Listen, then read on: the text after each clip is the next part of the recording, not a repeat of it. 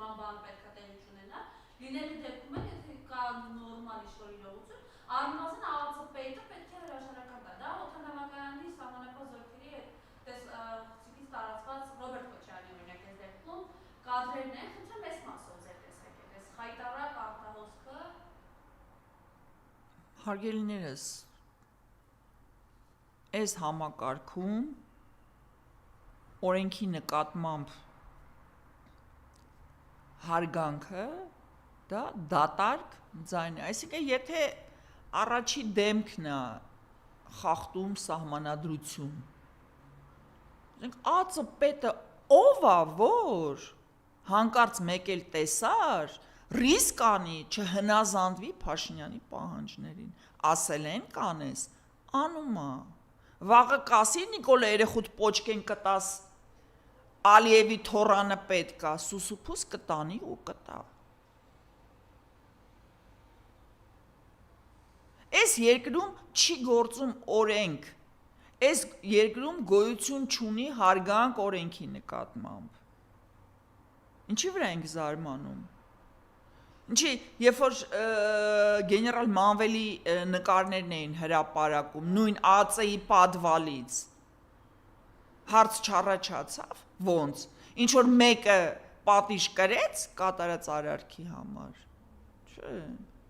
ինչի պտի ԱԱՑ պետը իրա տակլիկ փուփլիկ տեղից դուրս գա։ Դա խայտառակություն չի, դա նորմալ է այս իրականության մեջ։ Ու սովորեք ապրել այդ իրականության մեջ, որ ձեր ննջասենյակներում կամերաներ են հայտնվել, ու հետո ձեր ինձ իմ կյանքը հայտնվի համացանցում։ Պատրաստ եղեք, սա է։ Նիկոլ էիք ուզում, ստացեք։ Ու անկարծ չմտածեք, որ դա վերաբերվում է բացառապես Ռոբերտ Քոչարյանին, Սամվել Կարապետյանին, ինձ կամ Մարիամին։ Դա վերաբերվում է յուրաքանչյուրիդ։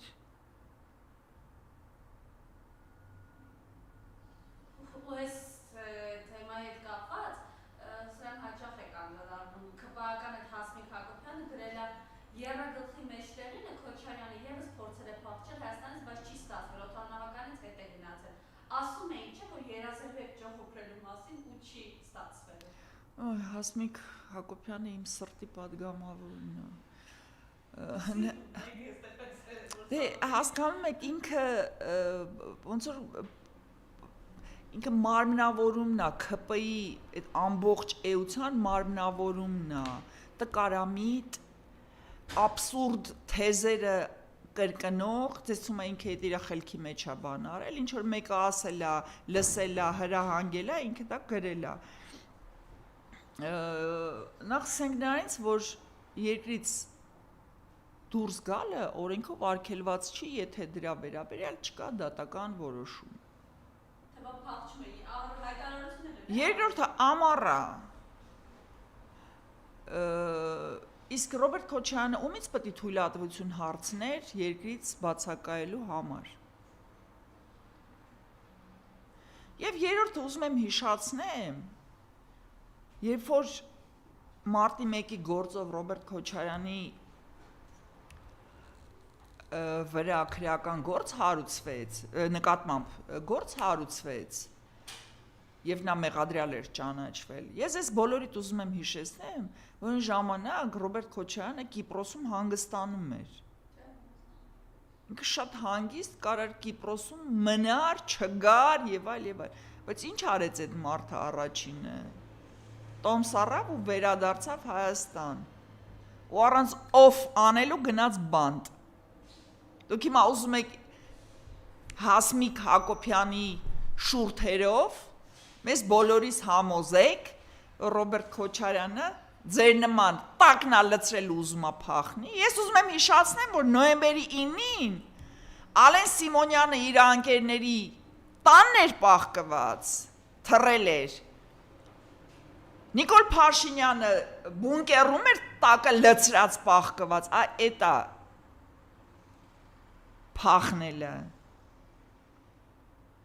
Բայց Ռոբերտ Քոչարյանը, ինչպես նաև Յուրի Խաչատուրովը այն ժամանակ Մոսկվայում էր, նայել Կիպրոսում էր ոնց էր, Հունաստանում էր, մի խոսքով, կուրորտում էր։ Մարդիկ վարքանական տոմսառն վերադարձան։ Տարբերությունը զգում եք, ու ես վստահեցնում եմ, որ նույն բանն էր, ծանր ընտրարշավ, ծանր պայքար, պարզա որ մարդը հանգստանալու կարիք ուներ։ Ես մի վարքան չեմ կասկածում, որ տենց է եղել։ Ու կապ չունի ոնց եք վերաբերվում Ռոբերտ Քոչարյանին, սիրում եք, չեք սիրում, ատում եք, հարգում եք, կապ չունի։ Դուք պրոստը այդ մարդու անցած ճանապարհը նայեք ու ասեք ինքը փախնող էր, թե ոչ։ Նայեք Նիկոլ Փաշինյանի անցած ճանապարհը 2008 թվականի մարտի 1-ի գործով քանի տարի էր փախնում, կնիկնել բանը, տուլիկներ էր տանում Եսիմում տանը պահկված, տակը լցրած Նիկոլին։ Նույնը 20 թվականի նոյեմբերի 10-ն էր, ու երբ որ կգա օր, երբ որ Նիկոլ Փաշինյանը չի լինի իշխանություն,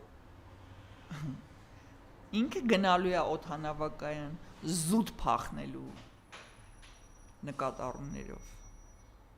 Կրկնում եմ, եթե դուք չգիտեք մարդու դրդապատճառները, մարդու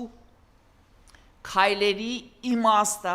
մի հատ նայեք այդ մարդու անցած ճանապարհը, այդ մարդուն երբևիցե փախնելուց տեսած եղել եք,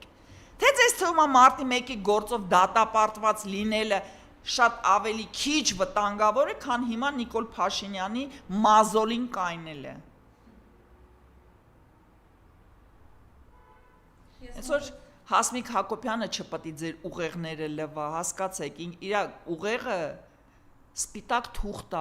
ինչ խզբզես, ինչով խզբզես, էդ էլ ինքը արտա բերել